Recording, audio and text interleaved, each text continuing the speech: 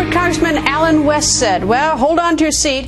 He compared President Obama to a dictator. The congressman made those remarks during a recent appearance on the Laura Ingraham show. And to be specific, Congressman West said President Obama showed, quote, third world dictator-like arrogance during his budget speech. So what did he mean? Let's ask him. Congressman Alan West of Florida joins us. Good evening, Congressman. Those are pretty tough words for the president. I know you have a lot of passion about your views, but the words, you want to do a do-over on that, or you stand by those words? Good evening and happy Easter, Greta. And I do stand by those words. And perhaps one of the things that many people need to understand is that the truth needs to be said. When I go around and I talk to people down here in my district and we get phone calls, that speech that was given last week, Wednesday, was absolutely beneath the statesmanship or the atmosphere or the aura or the personality that the president should show.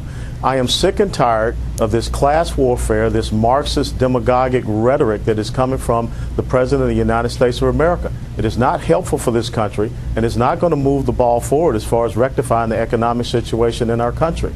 And I'm not going to back away from telling what the truth is. Well, I guess I understand your passion. I understand your politics. You've certainly, you've been a very passionate. It's not about passion. But it's not about passion. Oh, and I think but it's about also time your that hard people work. stop playing the games.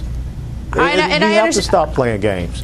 And I'm in total agreement. I'm just curious whether calling him a low-level socialist agitator, or to compare him, or to use a reference of Reverend Jeremiah Wright, that the chickens are coming home to roost, if that really is helpful to advance, the great depth of your conviction.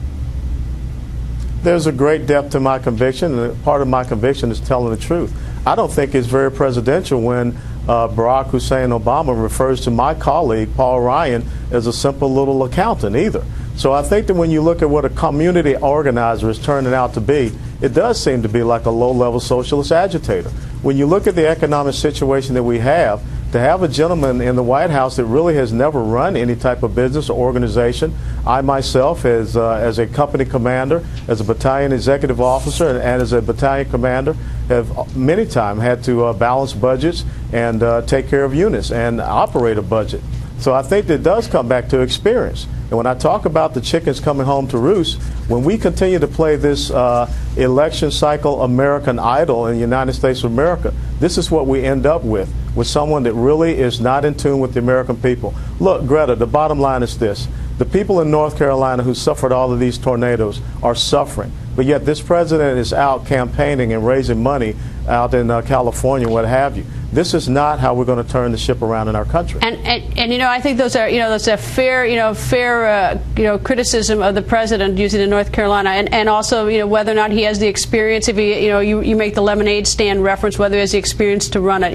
And I think that's fair. It was the more sort of the sort of ratcheted up rhetoric calling him a low level socialist agitator. But I'm curious. You made the Jeremiah Wright reference. And I'm curious what you think. The president said, and this is a little bit off the radar screen, but you mentioned it, Jeremiah Wright. He said that he didn't know that Reverend Wright was making those comments that many of us thought were appalling, and I think most people thought were appalling.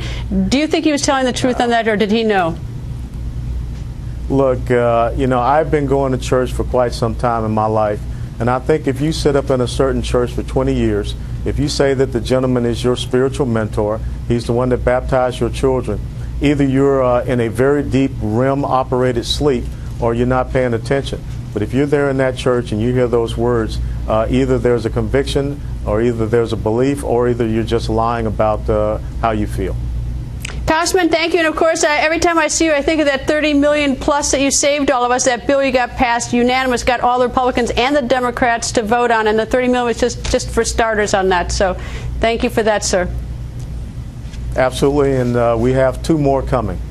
Good. Well, bring them on. We love those bills that find the waste and fraud. Thank you, sir.